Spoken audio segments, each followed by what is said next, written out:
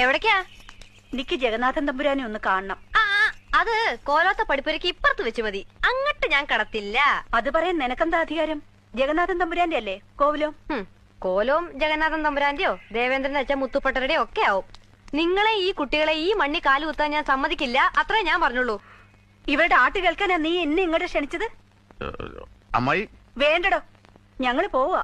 ഇവരുടെ കലിയിളക്കത്തിന്റെ കാര്യം മനസ്സിലാവണുണ്ട്. വെറുതെ അല്ല ഇവിടെ ഒന്ന് ഇറങ്ങാതെ കൂടിയിരിക്കണേ. തമ്പുരാനെ നീ പൂട്ടി വെച്ചോ. ഏത് തരക്കാരിയായിരുന്നു തള്ളാന്ന് നിന്റെ പ്രകൃതം കൊണ്ട് അറിയാലോ.